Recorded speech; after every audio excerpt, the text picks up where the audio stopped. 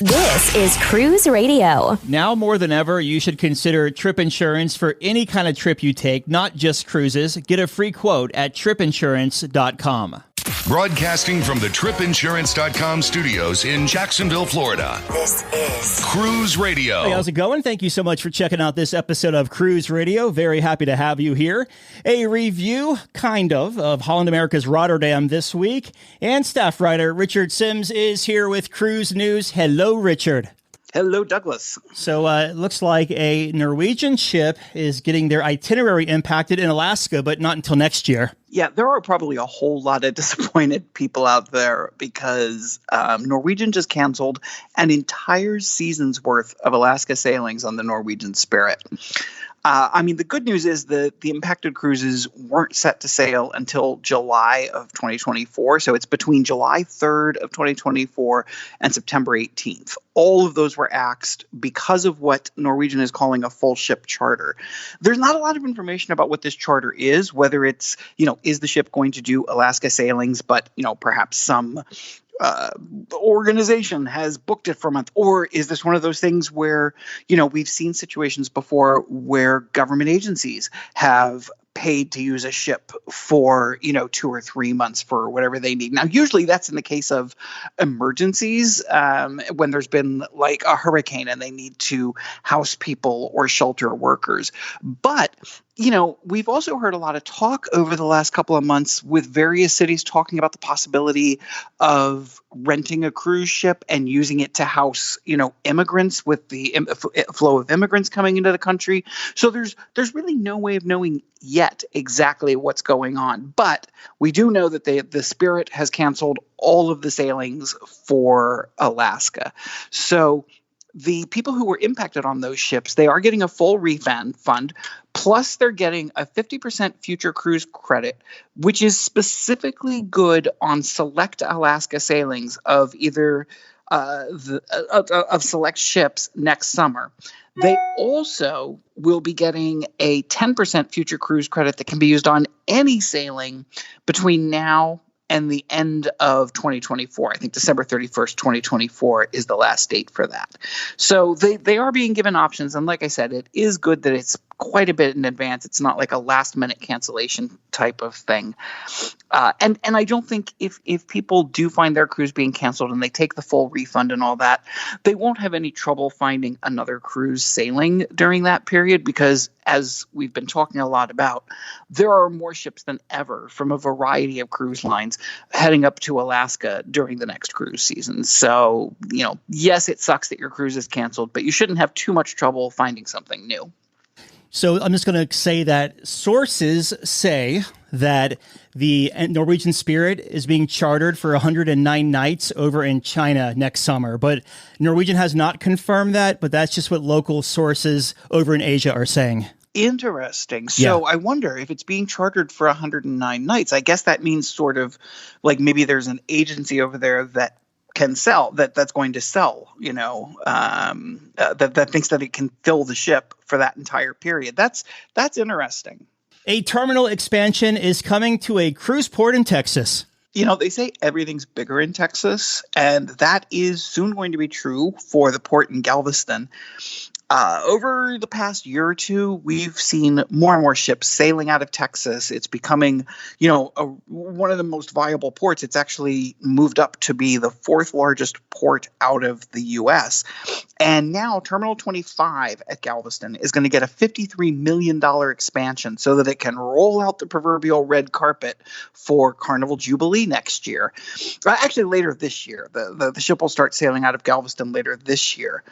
Carnival was the first line to ever home port a ship out of Galveston, so they've had a good relationship with that Texas port for quite a long time. The port also signed a deal, and I thought this was kind of cool. They signed a deal with Uber that will, Uber will become one of their official transportation sources for guests coming to and from the port. I don't know exactly what that means or how it works, but I have to assume that a lot of taxi drivers in Galveston are probably like, really? Come on, you're signing a deal with Uber. What does that mean for us? In any case, this is just further proof that, that Texas in general and Galveston in particular is definitely a force to be reckoned with when it comes to the future of the cruise industry. And 2 cruise lines are adjusting their deposit rules. A lot of people don't realize that Royal and Celebrity are connected, but they are sister lines. So when one makes a change, it's very often true that the other does as well. And in this case, they're both making a change that makes sense and sort of is in line with things that they have done in the past and booking trends that they've seen, but I don't think it's going to go necessarily. I don't think it's going to be necessarily the most popular thing in the world. So what they're doing is, effective June 1st, deposits for suites that you book on either, or whether it's the retreat on Celebrity or one of the nice suites on Royal Caribbean, the deposit you pay will be calculated as 10% of the cruise fare per guest. Previously, the deposit was like a set amount like it would be like $250. If it turns out that the 10% per person is less than what the standard rate used to be, then you will be charged the standard rate. It's all very confusing, but I'm sure when you go to check out, it'll just tell you how much to give them and you can hand that amount over. One of the reasons they're doing this is, if you remember a couple years ago, both of the cruise lines sort of realized, wow, suites are really at a premium now. And, ships are building more and more suites as opposed to standard staterooms because they're popular and you can get a better price for them. But one of the problems that came along with that was people who were thinking about a cruise, maybe 6 months down the line would say, you know what, let's dream big. Let's book a suite. We can always cancel it when it gets closer and downgrade to something, to an inside or a balcony, something that's more within our price range. And so the first thing cruise lines did a couple years ago was basically say, if you book a suite, that deposit is non-refundable, because they wanted to really discourage people from doing that, from booking something that was sort of outside their price range and that maybe they'd be able to do and then changing later. They wanted to be able to sell those suites and lock them in. So that was when they started charging and saying that you were going to pay a non-refundable deposit. Now they're upping the deposit amount. And I think, again, that's sort of in line with what you're doing here. You want to lock them in and get that money there. Once you've locked in that amount of money and it's non-refundable, there's a pretty good chance you're not going to cancel. You're going to do what you have to take, whatever you have to do to take that cruise so that you don't lose, $600, $700, whatever it is, dollars, especially when it's 10% of the cruise fare per person. That's a nice little chunk of change. So it makes sense why they're doing it. And I think the only people who are going to really be bothered by it are the people who were doing what I was talking about before, which are, booking dream suites and then canceling them later. I've looked at booking on Icon of the Seas, that 3-story, $10 billion suite that they have on the back of the ship. I can't actually afford to do it, but it'd be fun to book it and say you're going to do it. But, under these new rules, a lot less chance that I'm going to just book it randomly and then cancel it later. Yeah, and more money in-house. So yeah. Oh, of course, anything they can do to get the money sooner. I mean, remember, it wasn't that long ago that your final payment was due 30 days before sailing. Now it's like sometimes 3-6 months before sailing, because the more of that money they can get in their hands, the more interest they're earning on it as opposed to you. And the more you go onto that ship with empty wallet syndrome, meaning that you are more likely to spend more money on things like, the casino or the spa treatments, because in your mind, it's been so long since you paid off this cruise, you kind of forgot how much you spent on it. And that's what they want. This next story is so cool. A milestone birthday on an Alaska cruise. I mean, first of all, the person we're talking about, Lieutenant Colonel James H. Harvey III, and that's a name. Lieutenant Colonel James H. Harvey III is a decorated figure among the Tuskegee Airmen from World War II. So right off the bat, we're talking about a hero. This is someone who has served their country. Second of all, he's turning 100 years old. So it's a hero who is marking 100 years. And I guess when he was booking on and prepared to board the Discovery Princess in Seattle, they sort of realized, this is this is an important occasion. This is someone who deserves a bit of fanfare, and that's exactly what he got. He was greeted with a bunch of pomp and circumstance as he arrived on the ship, including a ceremonial welcome and, of course, a cake, because you can't take a birthday cruise, let alone a 100th birthday cruise, without there being a special cake. And it was just another situation where a cruise line, and specifically a cruise line within the Carnival corporate cruise family, really paid attention to and paid tribute to a hero. And that is something that, Carnival, I think, in my opinion, does better than any other line. They really, they really, with the veteran service that they have on every single sailing on their Carnival ships, but across the Carnival Corporation, they really seem to have an appreciation for the people who have served this country, as did Lieutenant Harvey. And so they turned this into a really special occasion for him and his family. And I mean, does it get any better than being able to report on something that cool? Yeah, for sure. Now, this next story here, to wrap things up, we always hear of cruise passengers doing some bizarre things, jumping off ships and surviving, diving into the water off the ship off of Cozumel. And this one is, it could have ended pretty bad for this guy. We're going from a hero in our last story to a zero in this story. Mm-hmm. I don't even know what to say about this kind of idiocy. You've probably seen the video. It's been making the rounds, various social platforms, especially like TikTok. And it's the kind of thing that you and I talk about a lot, where we almost don't want to talk about it because you don't want to give other idiots ideas. I can become social media famous if I do this. But it is news, and it is worth talking about, if only so that people tell their children, don't do this kind of stupid stuff. It happened on the Mardi Gras, apparently. And the ship, from what we can tell, the ship seems to be in port, because the video was filmed from the point of view of someone on a ship next to it. Like as if you were standing on your balcony and you're looking across the way at a ship that's docked next to you. It's not clear exactly why the young man in the video is climbing from one balcony to another. The theory is that maybe they were playing with something on their balcony and they threw it up in the air and it went over the railing onto the balcony above them. But he's climbing up there. Someone comes out of the stateroom, hands him something, and he goes back down.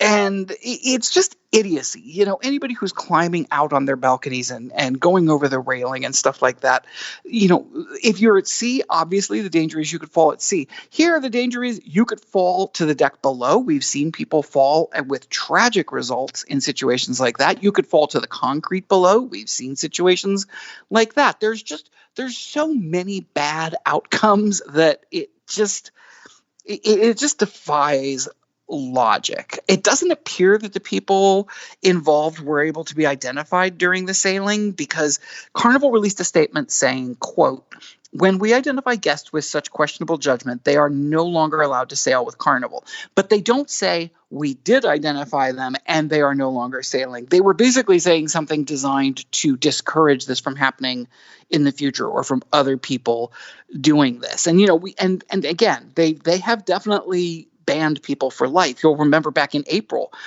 there were a couple passengers who were caught on TikTok fishing off of one of the ships and from their balcony, and those passengers were banned for life. We've heard of this before, not just with Carnival, with other cruise lines, and it's very, very smart of them to do that. In this case, as far as we know, these people have not been caught, so chances are they could be coming to a cruise ship near you again.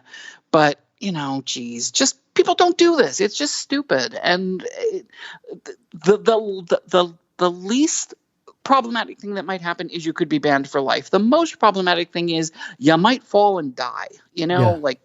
Be smart. Listener question comes from Robin. You can email yours, Doug@cruiseradio.net. I am sailing out of New York City on an upcoming cruise next summer, but it says the cruise terminal is in Brooklyn. I am not from the East Coast. What is the difference? That's a great question. A lot of times when you book cruises out of New York, and the same thing happens when you're on like Expedia and you're booking a flight. It'll say New York or New York City area, and so with airports, that might mean you're flying out of LaGuardia. It might mean you're flying out of Newark in New Jersey.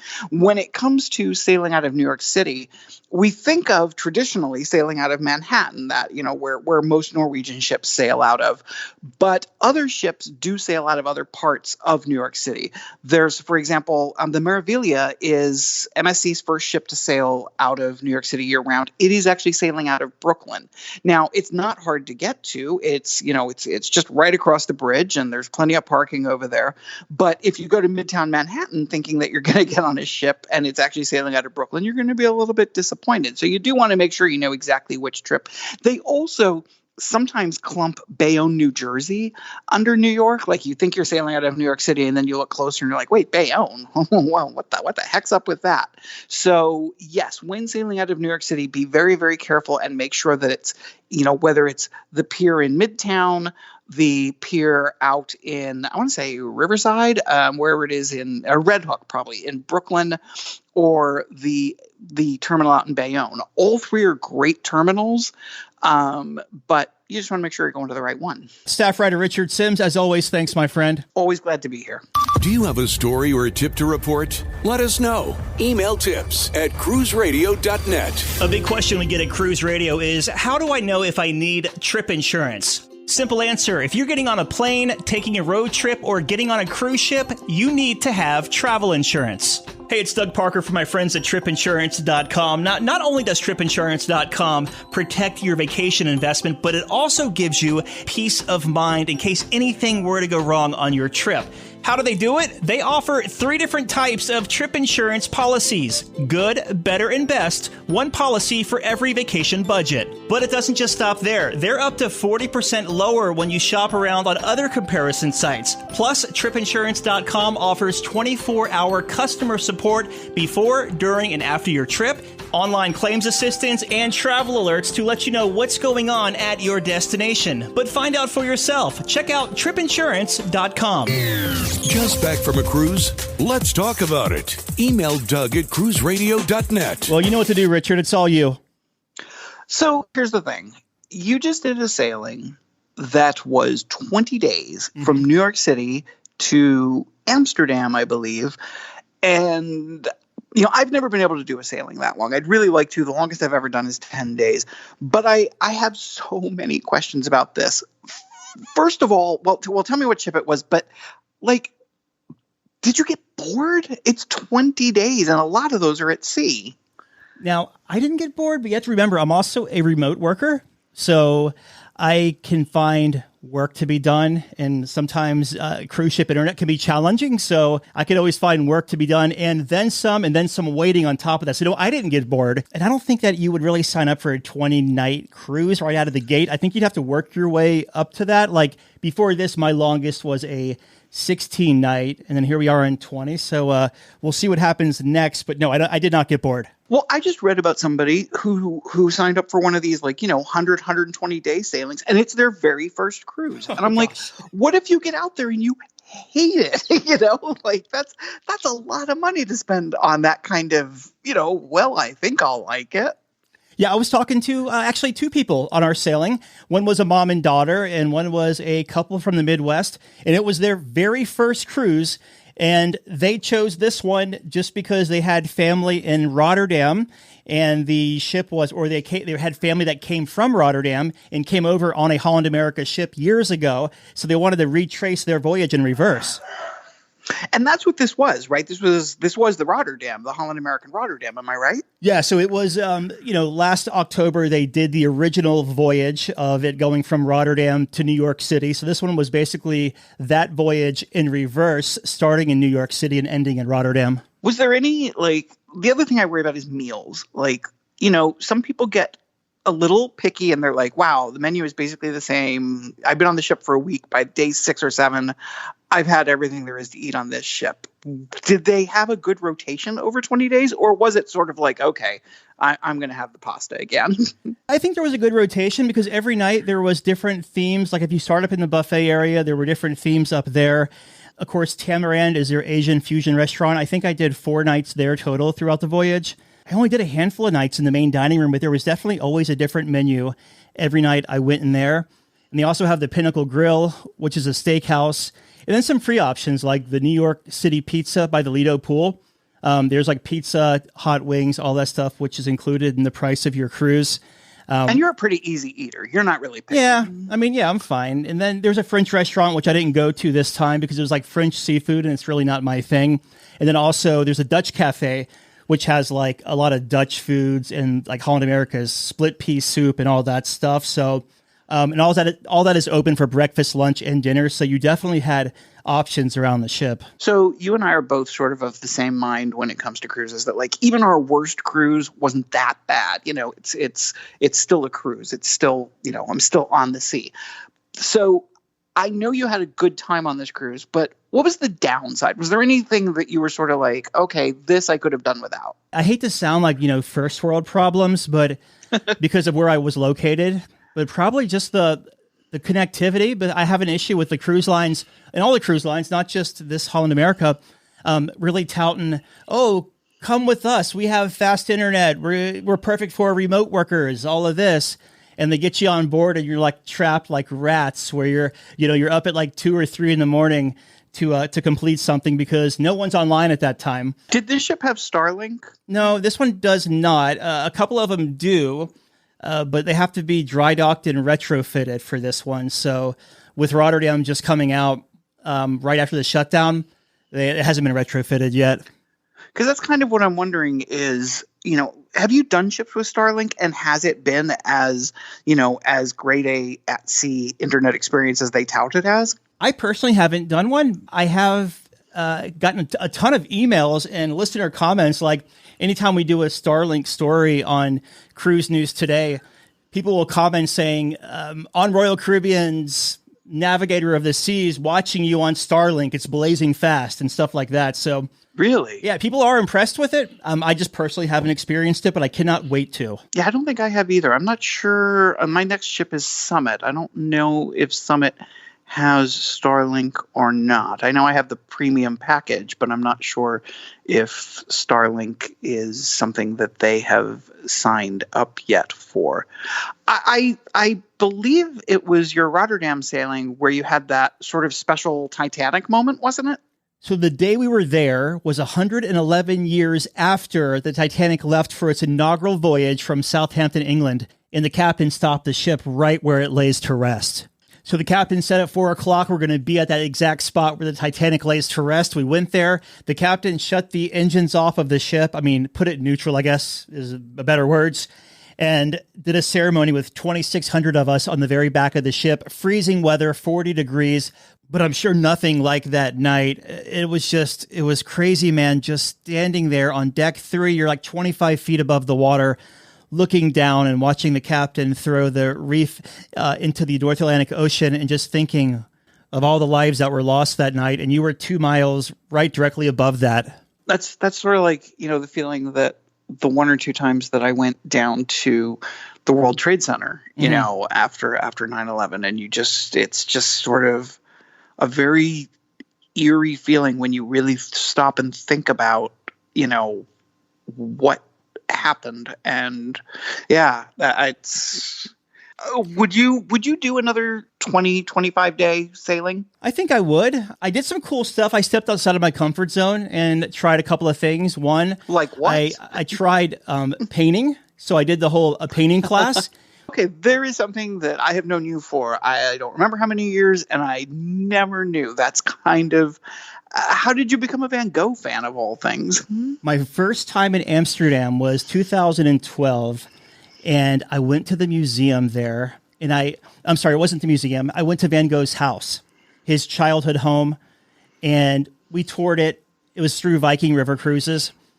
And I just remember thinking, like, wow, this guy, this is an intriguing dude. And obviously, like, I didn't have the respect back then that I have now. Then on the bus ride back from his house to the ship, they played, was it Don McLean and the song Vincent? It made me think about his life, his art, and I just went down a rabbit hole, and then I bought a knockoff of Starry Night, a little 3-panel painting there, and it's in my kitchen. And yeah, I don't know. I like his blues. So what painting did you do on the ship? It was the firefly painting, the fireflies in the mason jar, like in this field. I am not as versed in Van Gogh as you are. So I assume it was one of those classes where you get 15, 20 people and there's an instructor and they sort of, guide you through what you're doing. Yeah, it was really cool. It was paint. It was we had a blank canvas and we just started painting, and very slowly we started with the blue background, and then we started sketching the mason jar, the fireflies, the green for the grass. I was impressed, man, because I have no artistic ability whatsoever, and being able to actually do this and come out with it wow, this is cool. And then I have seen that on ships. Norwegian does something similar. I don't think it's Van Gogh, but whatever, it's probably just paint a bowl of fruit or whatever. And I will admit I have always been intimidated to go into that because I can't draw a straight line with a ruler. Mm-hmm. I have no artistic abilities whatsoever. And so I'm sort of intimidated by the thought of going into a classroom and painting something. Then after that, the next day rather, I did pickleball for the first time in my life. I've never done it. And I'll tell you, you had to sign up. It was saying pickleball signups. I was thinking, who the hell is going to do pickleball? But I went out there, and there was probably a good 100 people out there, and I had to come back 2 hours later to play the game or actually not to play. I shouldn't say play the game because I still have no clue how to play, but I did some instruction there, and I can see why people appreciate it because it's definitely not as grueling as tennis. I guess you could say it's a mix between tennis and ping pong. But it was. I don't know. All I know is that every ship seems to have it now. Prima, when Norwegian rolled out Prima, they had it. Mm-hmm. We just reported on another ship last week or so that was making a big deal about the fact that they would have a pickleball court. So apparently, you are hip now. Well, I can definitely, I'm not coordinated at all, and I was able to do it. So I can see the appreciation for it. But other than between the pickleball and then doing the art class, I just, kind of hung out. You have 7 or 8 sea days in a row, right? So people are thinking, what are you going to do? I did a lot of reading. There's a killer, this may sound stupid and cheesy, but there's a killer library on board with all brand new books in there that was launched when the ship rolled out. The Crow's Nest, it's an observation deck that has a 270-degree view from on top of the ship, so you're above where the captain is, with digital charts up there, shows you where you are. Big touchscreen tablets are up there. And just a lot of chilling, relaxing, a lot of relaxing, but I don't know. Sometimes we all need the downtime. You're not booking this cruise to party your butt off for 20 days, right? What about rough seas? I mean, that's one of the things I always think of when I hear about transatlantics. I worry about, being at sea for 7 days and being nauseous the entire time. Yeah, I think if you're taking that northerly route, you definitely should be able to handle seasickness. Because even though the ships do have stabilizers on them, there's a point where you can't use them, right? Because it just couldn't be so rough. And so if you're going from that northern Atlantic, let's just say New York to northern Europe, November and probably November through April, yeah, you're going to have a little bit of chop where you could. I mean, let's just go back to last November when I did the celebration. We had 40-foot seas. And those storms just come out of nowhere out there. I mean, nothing was getting knocked over. That must have been a ship full of green people. Yeah. I mean, the captain did a good job, And I think this one we had 20-foot seas, 18 or 20-foot swells. So, it was a smaller ship than Celebration too. So you definitely felt the rocking, but it wasn't thrusting you over or anything like that. But if you're looking for a transatlantic and you want to maybe avoid the seasickness. I mean, the weather's not predictable, right? So it might be slick as glass all the way across, but maybe consider one of those southerly routes, like going from Miami or Lauderdale up to the Med instead of going from the Northern Atlantic to the Northern Atlantic, Well, I also learned that if you want to do a transatlantic and want to avoid seasickness, and if you have some nice clothing, the Queen Mary 2 is the way to go, because the Queen Mary 2, as the world's only ocean liner, is basically they can go through the roughest of waters and you won't even see a ripple on your water glass just because of the way ships used to be designed, I guess. But I was reading about it recently because of my neighbor and friend was planning on sailing on the ship. And just apparently the ship, she was watching a video where the ship was going through a pretty big storm and the people were showing they put their glass on the railing and the glass didn't move. Like it just that's pretty incredible. So I guess that's another option if you want to avoid being seasick. Do you get seasick at all? I mean, you've been cruising for years. Do you ever get seasick? No, man. I love rough weather. Like put me in a rough sea any day of the week. I'll sleep like a baby. I love it. I agree. One time I went through a really bad storm on breakaway. People all over the ship were freaking out. I loved it. I thought it was, I slept better than I ever had. And I also like seeing how a ship functions in that kind of weather. You know, like once everybody has to be indoors and nobody can be outdoors, you know, how does the crew handle it? How does the ship handle it? I'm totally into that kind of thing. Anything else you want to tell us about the Rotterdam sailing? The ports of call were really cool. It was 14 nights from New York to Rotterdam, and then it was 6 nights from Rotterdam up to Norway and Copenhagen, and then back, or I guess Denmark, and then back down to Amsterdam. What was the coolest thing you saw?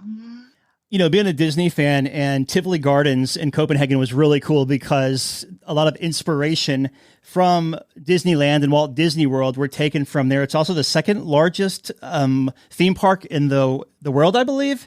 And then also went to the Little Mermaid statue in Copenhagen as well. That was neat. Oh, which was cool. Well, it sounds like it was a pretty amazing trip, and I am really, really glad. I know you were a little bit hesitant, just because that's 20 days away and all that. And I think ultimately it was a really good decision for you to go. It was that, and I will say this too. Definitely a tip of the hat to Holland America's music entertainment. They have that Rolling Stone rock room. Mm-hmm. And they had the bands there were kicking between the B.B. King's Blues Club and the Rolling Stone Rock Room. And I'm not really a piano bar kind of guy, but they had the dueling pianos every single night as well. So there was definitely music. And like Holland America has this stigma for being a old person's cruise line. I will say, like I was up in the library working until like 1 a.m. some nights, and they were still rocking in the rock room. So the music on there was, in fact, I put my stuff away a couple of times and just sat in there for a little while and listened to some tunes, because there's nothing like a good live, and there's no background tracking or background vocals, just raw music. And that's what it was. And I absolutely loved it. That is one of my favorite things to do on any ship is as the night goes on, like after dinner, just wander around.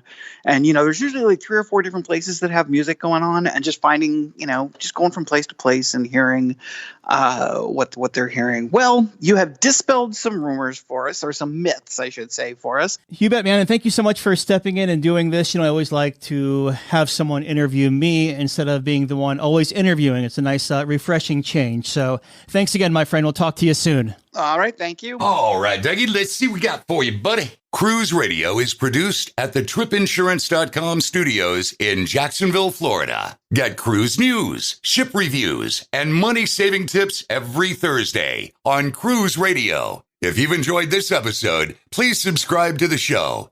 If you want to help spread the word, give Cruise Radio a 5-star review. Find Cruise Radio where you listen to your favorite podcast, or online at cruiseradio.net. I'm your announcer,